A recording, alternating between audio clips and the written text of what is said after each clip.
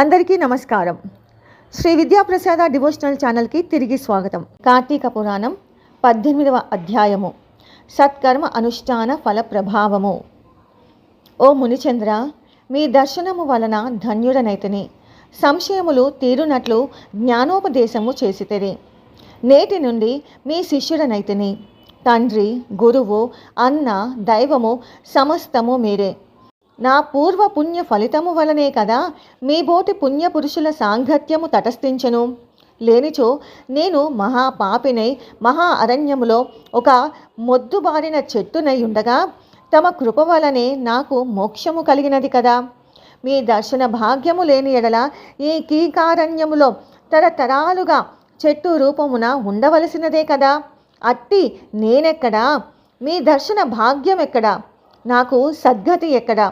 పుణ్యఫల ప్రదాయమగు ఈ కార్తీక మాసము ఎక్కడా?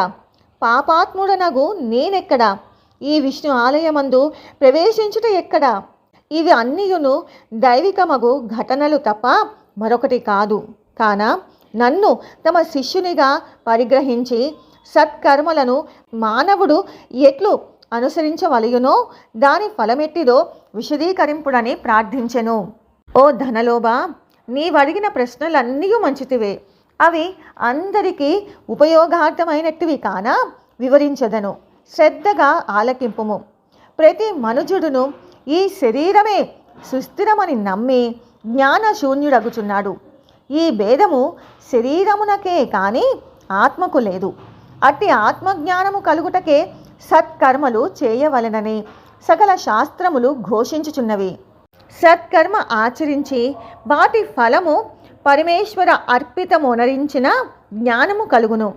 మానవుడే జాతివాడో ఎటువంటి కర్మలు ఆచరించవలనో తెలుసుకొని అటువంటివి ఆచరింపవలను.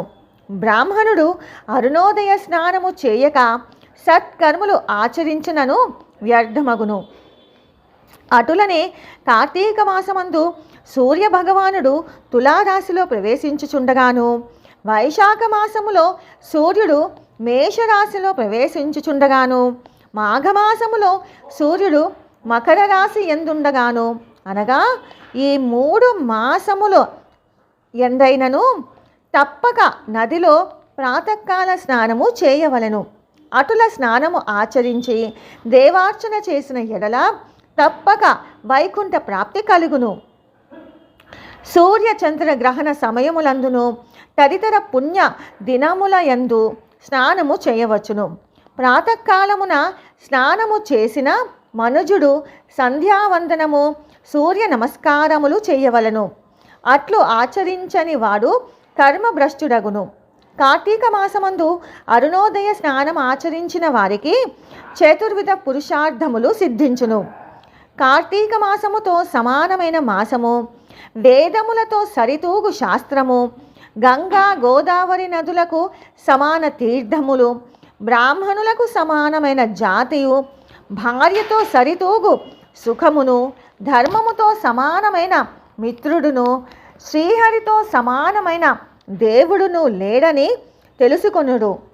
కార్తీక మాసమందు విద్యుక్త ధర్మముగా స్నానాదులు ఆచరించిన వారు 1,000,000 యాగములు చేసిన ఫలమును పొంది వైకుంఠమునకు పోవుదురు అని అంగీరసుడు చెప్పగా విని మరలా ధనలోభుడు ఇట్లు ప్రశ్నించెను. ఓ మునిశ్రేష్ఠ, చాతుర్మాస్య వ్రతమని చెప్పితిరే. ఏ కారణం చేత దానిని ఆచరించవలెను? ఇది వరకెవరైనా ఈ వ్రతమును ఆచరించియున్నారా? ఆ వ్రతము యొక్క ఫలితమేమి? విధానమెట్టిది? సవిస్తరంగా విశదీకరింపుడని కోరెను. అందులకు అంగీరసుడు ఇట్లు చెప్పెను. ఓయి వినుము. చాతుర్మాస్య వ్రతమనగా శ్రీ మహావిష్ణువు మహాలక్ష్మితో ఆషాఢ శుద్ధ ఏకాదశి దినమున పాల సముద్రమున శేషుని పాన్పుపై శయనించి కార్తీక శుద్ధ ఏకాదశి నాడు నిద్ర నుండి లేచెను. ఆ 4 మాసములకే చాతుర్మాస్యమని పేరు. అనగా ఆషాఢ శుద్ధ ఏకాదశి, శయన ఏకాదశి అనియు, కార్తీక శుద్ధ ఏకాదశి, ఉద్ధాన ఏకాదశి అనియు ఈ వ్రతమునకు చాతుర్మాస్య వ్రతమనియు పేర్లు. ఈ 4 మాసములలో శ్రీహరి ప్రీతి కొరకు స్నాన దాన జప తపాది సత్కార్యాలు చేసినచో పూర్ణ ఫలము కలుగును. ఈ సంగతి శ్రీ మహావిష్ణువు వలన తెలుసుకొంటిని కాన ఆ సంగతులు నీకు తెలియచేయుచున్నాను. తొల్లి కృతయుగంబున వైకుంఠమందు గరుడ గంధర్వాది దేవతల చేత వేదముల చేత సేవింపబడుచున్న శ్రీమన్నారాయణుడు లక్ష్మీదేవి సమేతుడై సింహాసనమున కూర్చుండి ఉండగా ఆ సమయమున నారద మహర్షి వచ్చి పద్మనేత్రుండును చతుర్బాహుండును కోటి సూర్య ప్రకాశమానుండును అగు శ్రీమన్నారాయణునికి నమస్కరించి ముఖలిత హస్తాలతో నిలబడి ఉండెను. అంత శ్రీహరి నారదుని గాంచి ఏమియో తెలియని వాని వలె మందహాసముతో ఇట్లనెను.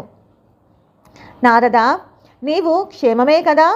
త్రిలోక సంచారివైన నీకు తెలియని విషయములు లేవు. మహామునుల సత్కర్మ అనుష్ఠానములు ఎట్టి విఘ్నములు లేక సాగుచున్నవా? మానవులందరూ విధించబడిన ధర్మములు ఆచరించుచున్నారా? ప్రపంచమున ఏ అరిష్టములు లేక ఉన్నవి కదా అని కుశల ప్రశ్నలు అడిగెను.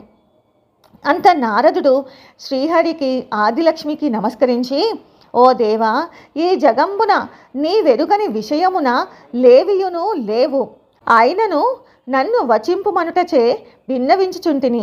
ప్రపంచమున కొందరు మనుష్యులు మునులు కూడా తమకు విధించిన కర్మలను నిర్వర్తించుటలేదు. వారెట్లు విముక్తులగుదురో ఎరుగలేకున్నాను. కొందరు భుజించకూడదనిన పదార్థములు భుజించుచున్నారు. కొందరు పుణ్యవ్రతములు చేయుచు అవి పూర్తిగాక మునుపే మధ్యలో మానివేయుచున్నారు. కొందరు సదాచారులుగా, మరికొందరు అహంకార సహితులుగా, పరనింద పరాయణులుగా జీవించుచున్నారు. అట్టి వారిని సత్కృపతో పుణ్యాత్ముల ఉనర్చి రక్షింపుమని ప్రార్థించను. జగన్నాటక సూత్రధారుడైన శ్రీమన్నారాయణుడు కలవరపడి లక్ష్మీదేవితో గరుడ గంధర్వాది దేవతలతో వేల కొలది మహర్షులున్న భూలోకానికి వచ్చి ముసలి బ్రాహ్మణ రూపముతో ఒంటరిగా తిరుగుచుండెను.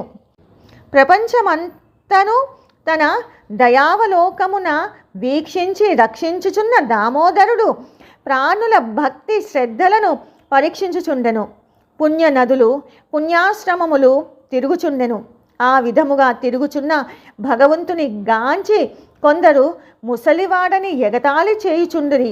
కొందరు ఈ ముసలివానితో మనకేమి పని అని ఊరుకొండరి. కొందరు గర్విష్ఠులైరి. మరికొందరు కామార్తులై శ్రీహరిని కన్నెత్తైనను చూడకుండిరి. వీరందరినీ భక్తవత్సలుడగు శ్రీహరి గాంచి వీరినెట్లు తరింపజేతునా అని ఆలోచించుచు ముసలి బ్రాహ్మణ రూపమును విడిచి శంఖ చక్ర గదా పద్మ కౌస్తుభ వనమాల అలంకారయుతుడై నిజ రూపమును ధరించి లక్ష్మీదేవి తోడను భక్తుల తోడను ముని తన ప్రీతికరమగు నైమిషారణ్యమునకు వెడలెను. ఆ వనమందు తపస్సు చేసుకొనుచున్న ముని పుంగవులు స్వయముగా తమ ఆశ్రమములకు ఎరుదించిన సచ్చిదానంద స్వరూపుడగు శ్రీమన్నారాయణుని దర్శించి భక్తి శ్రద్ధలతో ప్రణవిల్లి అంజలి ఘటించి ఆది దైవములగు ఆ లక్ష్మీనారాయణులను ఇట్లు గావించిరి. శాంతాకారం భుజగశయనం పద్మనాభం సురేశం విశ్వాకారం గగన సదృశం మేఘవర్ణం శుభాంగం లక్ష్మీకాంతం కమలనయనం యోగి హృద్యానగమ్యం వందే విష్ణుం భవభయహరం సర్వలోకైకనాథం లక్ష్మీం క్షీరసముద్రరాజతనయాం శ్రీరంగధామేశ్వరీం దాసీభూత సమస్తదేవవనితా లోకైకదీపాంకురాం శ్రీమన్మందకటాబ్ధ లబ్ధ విభవ బ్రహ్మేంద్ర గంగాధరాం త్వాం త్రైలోక్యకుటుంబినీం సరసిజాం వందే ముకుంద ప్రియాం. ఇట్లు స్కాంద పురాణాంతర్గత వశిష్ఠ ప్రోక్త కార్తీక మహత్యమందలి అష్టాదశాధ్యాయము 18వ రోజు పారాయణం సమాప్తం. ఓం నమ శివాయ. ఓం నమో నారాయణాయ. స్వస్తి.